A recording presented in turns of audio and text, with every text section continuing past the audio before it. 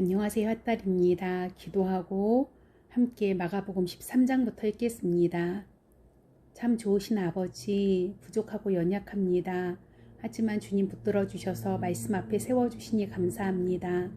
이 말씀을 통해 주님을 더 깊이 알고 닮아가는 우리가 되도록 붙들어 주세요. 예수님 이름으로 기도합니다. 아멘.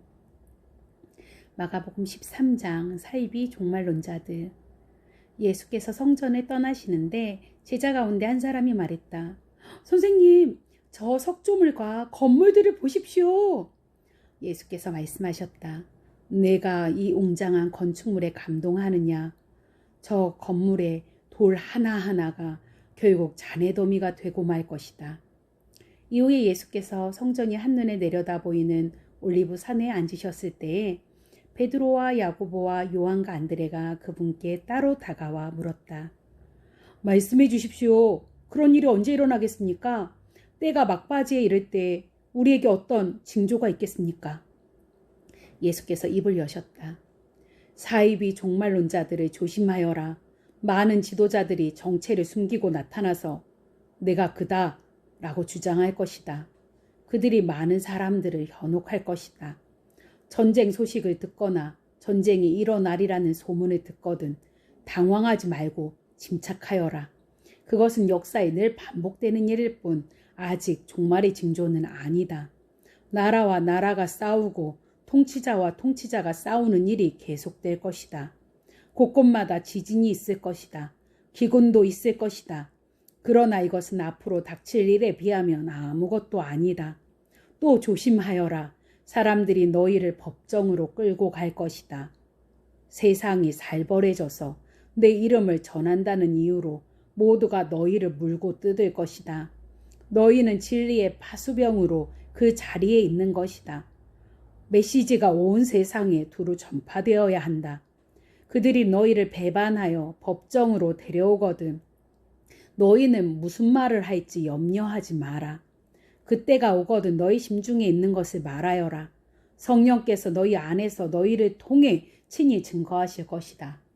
형제가 형제를 죽이고 아버지가 자녀를 죽이고 자녀가 부모를 죽일 것이다. 나 때문에 너희를 미워할 사람이 누구인지 아무도 모른다. 그대로 견디어라. 그것이 너희가 해야 할 일이다. 끝까지 견디어라. 그러면 너희는 절대 후회하지 않을 것이고 결국 구원을 얻을 것이다. 큰 환난의 날. 그러나 거룩한 것을 더럽히는 괴물이 절대 있어서는 안 될 곳에 세워진 것을 보거든 얼른 달아나거라. 너희 읽을 수 있는 사람들은 내 말이 무슨 말인지 깨달아라. 그때 너희가 유대에 살고 있거든 산으로 달아나거라. 마당에서 일하고 있거든 무엇을 가지러 집으로 돌아가지 마라. 밭에 나가 있거든 겉옷을 가지러 돌아가지 마라. 특히 임산부와 젖 먹이는 어머니들이 힘들 것이다. 이 일이 한겨울에 일어나지 않기를 바라고 기도하여라. 그때는 괴로운 날이 될 것이다. 하나님께서 세상을 지으신 때로부터 지금까지 이런 일이 없었고 앞으로도 다시는 없을 것이다. 하나님께서 이 환난의 날들을 갈 때까지 가게 두신다면 아무도 견딜 수 없을 것이다. 그러나 하나님의 택하신 백성, 그분께서 친히 택하신 이들을 위해 그분은 이미 손을 써 놓으셨다. 그날과 그때는 아무도 모른다. 누가 너희들을 막아서서 메시아가 여기 있다 소리치거나 저기 그분이 있다 가리켜도 속지 마라. 가짜 메시아와 거짓 설교자들이 곳곳에서 출현할 것이다. 그들은 대단한 이력과 현란한 업적으로 알만한 사람들의 눈까지 속일 것이다. 그러니 조심하여라. 내가 너희에게 충분히 경고했다. 그 괴로운 시간들이 지나면 해는 어두워지고 달은 흐려지고 별들은 하늘에서 떨어지고 우주의 세력들은 떨 것이다. 그때에야 사람들은 인자가 위엄 있게 오는 것을 볼 것이다. 인자가 오는 것이 온 하늘에 가득하여 보지 못할 사람이 아무도 없을 것이다. 인자가 천사들을 보내어 택하신 사람들을 이 끝에서 저 끝까지 사방에서 불러들일 것이다. 무화과 나무에서 교훈을 얻어라. 싹이 나서 초록빛이 살짝만 내비쳐도 너희는 여름이 가까이 다가온 줄 안다. 너희도 마찬가지다. 이 모든 일을 보거든 인자가 문 앞에 온 줄 알아라. 이것은 가볍게 여길 일이 아니다. 내가 지금 하는 말은 어느 훗날의 세대에게만 주는 말이 아니라 이 세대에게도 주는 말이다. 이 일들은 반드시 이루어진다. 하늘과 땅은 닳아 없어져도 내 말은 닳아 없어지지 않을 것이다. 그렇다면 정확한 날짜와 시간은 언제인가? 그것은 아무도 모른다. 하늘의 천사들도 모르고 아들인 나도 모른다. 오직 아버지만 아신다. 너희는 시간표를 모르니 각별히 조심하여라. 이것은 마치 어떤 사람이 집을 떠나 다른 지방으로 가면서 종들에게 권한을 주어 각각 임무를 맡기고 문지기에게 보초를 설하고 명하는 것과 같다.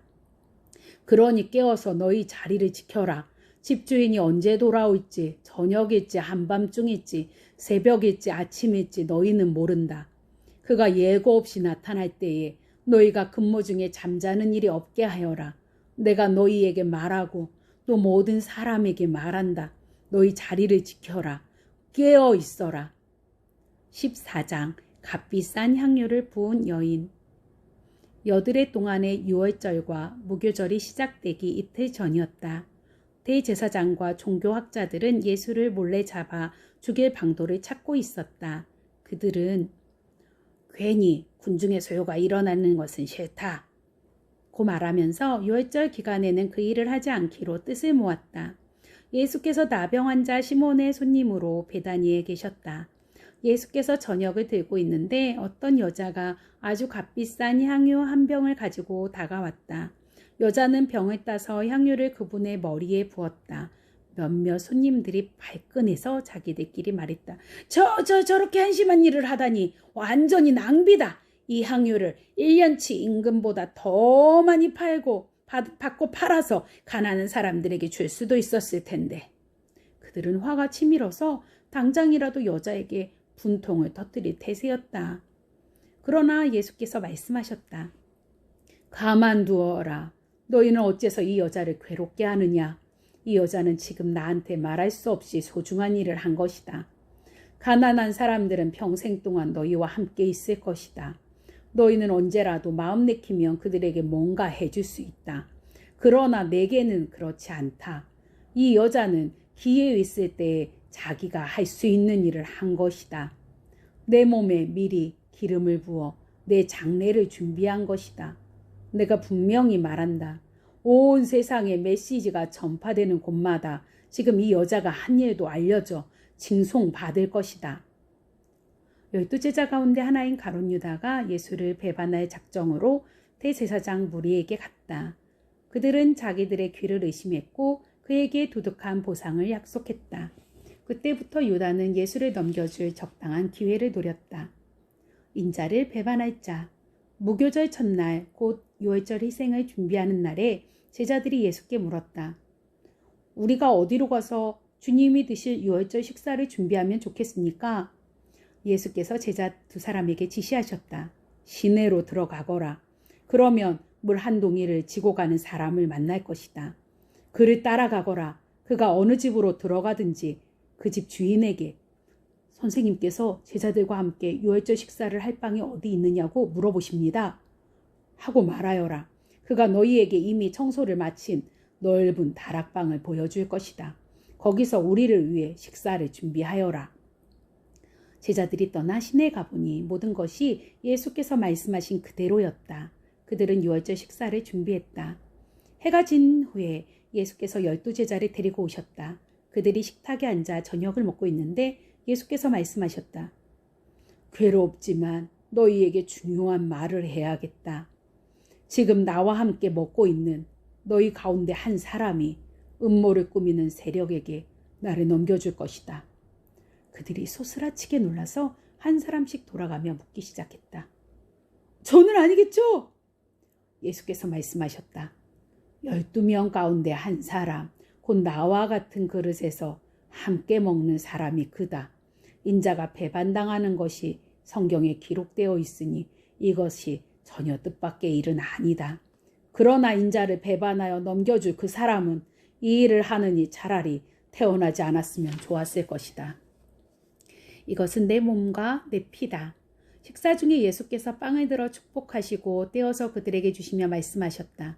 받아라. 이것은 내 몸이다. 또 잔을 들어 하나님께 감사하신 후에 그들에게 주셨고 그들은 다 그 잔을 돌려 마셨다. 예수께서 말씀하셨다. 이것은 내 피다. 많은 사람들을 위해 붓는 하나님의 새 언약이다. 하나님 나라에서 마실 새날까지 내가 다시는 포도주를 마시지 않을 것이다. 그들은 찬송을 부르고 곧장 올리브산으로 갔다. 예수께서 제자들에게 말씀하셨다. 너희 모두 세상이 무너지는 듯한 심정이 들 텐데 그것이 나 때문이라고 생각할 것이다. 성경은 이렇게 말한다. 내가 목자를 치리니 양들이 허둥지둥 될 것이다. 그러나 내가 다시 살아난 뒤에는 너희보다 앞장서 갈릴리로 갈 것이다.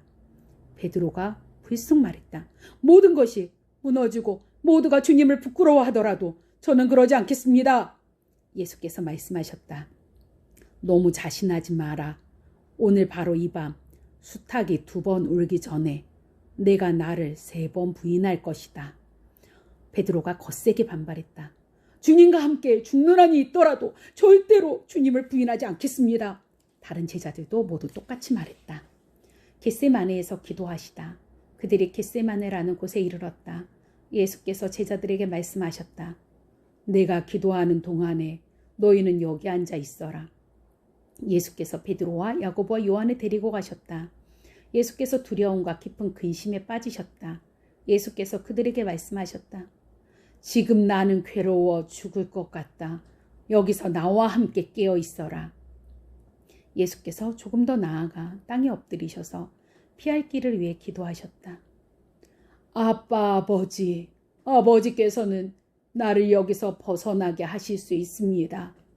이 잔을 내게서 거두어 주십시오. 그러나 내가 원하는 대로 하지 마시고 아버지께서 원하시는 대로 행하십시오. 아버지께서 원하시는 것이 무엇입니까? 예수께서 돌아와 보니 제자들이 곤히 잠들어 있었다. 예수께서 베드로에게 말씀하셨다. 시몬아, 내가 자다니 어찌 내게 이럴 수 있느냐? 단 1시간도 나와 함께 견딜 수 없더냐? 깨어 있어라. 자신도 모르게 위험지대에 들어서는 일이 없도록 기도하여라. 세상을 몰라서는 안 된다. 너는 하나님 안에서 무엇이든 열심히 할 각오가 되어 있다만 한편으로는 난로가에 잠든 늙은 개처럼 나른하구나. 예수께서 다시 가서 똑같은 기도를 드리셨다. 예수께서 돌아와 보니 이번에도 제자들이 곤히 잠들어 있었다. 도저히 눈이 떠지지 않았던 것이다. 그들은 무슨 말로 변명해야 할지 몰랐다. 예수께서 3번째로 돌아와 말씀하셨다. 밤새도록 자려느냐? 아니다. 잠을 충분히 잤다. 때가 되었다. 인자가 죄인들의 손에 팔린다. 일어나거라. 가자. 나를 배반할 자가 왔다. 무리에게 잡히시다. 예수의 입에서 그 말이 떨어지자마자 12 제자 가운데 하나인 유다가 나타났다. 그 곁에는 대제사장과 종교학자와 지도자들이 보낸 폭력배가 칼과 몽둥이를 들고 함께 있었다. 배반자는 그들과 암호를 짜두었다. 내가 입 맞추는 사람이 바로 그자니 그를 잡으시오. 절대 도망치지 못하게 하시오. 그는 곧장 예수께 가서 랍비님 하고 그분께 입을 맞추었다. 그러자 무리가 그분을 붙잡아 거칠게 다루었다. 거기 서 있던 사람들 가운데 하나가 칼을 뽑아 휘둘러서 대제사장의 종의 귀를 잘라버렸다. 예수께서 그들에게 말씀하셨다. 내가 위험한 범죄자라도 되는 것처럼 칼과 몽둥이로 나를 잡으러 오다니 이게 무슨 짓이냐. 내가 날마다 성전에 앉아서 가르쳤지만 너희는 내게 손 하나 대지 않았다. 사실 너희가 한 일은 예언자의 글을 확증하는 것이다. 제자들은 모두 황급히 달아났다. 한 청년이 예수를 따라가고 있었다. 그는 혼이불 하나만 몸에 걸치고 있었다. 사람들이 그를 붙잡았으나 그는 혼이불을 버려둔 채 벌거벗은 몸으로 급히 달아났다. 유대의회 앞에 서시다. 그들이 예수를 대제사장에게 끌고 갔다. 거기서 대제사장과 종교 지도자와 학자들이 함께 모여 있었다. 그들이 대제사장의 안뜰에 이를 때까지 베드로는 안전한 거리를 두고 뒤따라갔다. 거기서 그는 하인들 틈에 섞여서 불을 쬐었다. 대제사장들은 유대의회와 공모에 예수께의 사형을 선고할 만한 불리한 증거를 찾았지만 하나도 찾지 못했다. 많은 사람들이 자청하여 거짓 제목을 댔으나 서로 맞지 않아 무효가 되고 말았다. 그 가운데 몇몇 사람들이 일어나서 이런 거짓말을 했다. 우리가 이자의 말을 들었는데 힘들게 지은 이 성전을 헐고 손 하나 되지 않고 성전을 4일 만에 짓겠다고 했습니다. 그러나 그들조차도 증언이 서로 일치하지 않았다. 이때 대제사장이 일어나서 예수께 물었다. 이 증언에 대해 너는 뭐라고 말하겠느냐? 예수께서 침묵하셨다. 아무 말씀도 하지 않으셨다. 대제사장이 다시 나서서 이번에는 이렇게 물었다. 내가 찬양받으실 분의 아들 메시아냐? 예수께서 말씀하셨다. 그렇다. 내가 그다. 너희 눈으로 직접 보게 될 것이다. 전능하신 분의 오른편에 앉은 인자가 하늘 구름을 타고 올 것이다. 대제사장이 흥분해서 자기 옷을 찢으며 소리쳤다. 여러분은 이 말을 들었소. 이러고도 우리가 무슨 증인이 더 필요하겠소. 그가 하나님을 모독하는 것을 여러분이 들었소. 여러분은 이 신성 모독을 그냥 두고 볼 셈이요. 그들은 일제히 예수를 정죄했다. 사형 선고가 내려졌다. 그들 가운데 몇 사람이 예수께 침을 뱉었다. 그들은 예수의 눈을 가린 채 그분을 치면서 말했다. 너를 친 사람이 누구냐? 알아맞혀봐라. 경비병들은 그분을 주먹과 손바닥으로 때리면서 끌고 갔다. 베드로가 예수를 부인하다. 이 모든 일이 벌어지는 동안 베드로는 안뜰 아래쪽에 있었다. 대제사장의 여종 하나가 들어와서 불을 쬐고 있는 베드로를 유심히 뜯어보며 말했다. 당신도 나사렛 예수와 함께 있지 않았나요? 베드로가 부인했다. 당신이 무슨 말을 하는지 모르겠소. 그는 문간으로 나갔다. 그때 수탉이 울었다. 여종이 그를 알아보고는 옆에 둘러선 사람들에게 말하기 시작했다. 이 사람도 그대가 한패예요. 베드로가 다시 부인했다. 잠시 후 곁에 있던 사람들이 다시 그 말을 꺼냈다. 당신도 그대 가운데 하나가 틀림없어. 갈릴리 사람이라는 표시가 당신 온몸에 새겨져 있어. 베드로는 너무 두려워서 저주하며 말했다. 나는 당신들이 말하는 그 사람을 본 적도 없어. 바로 그때 두 번째로 수탉이 울었다. 베드로는 수탉이 2번 울기 전에 내가 나를 3번 부인할 것이다. 라고 하신 예수의 말씀이 생각났다. 그는 그대로 주저앉아 울었다. 아멘. 기도하겠습니다.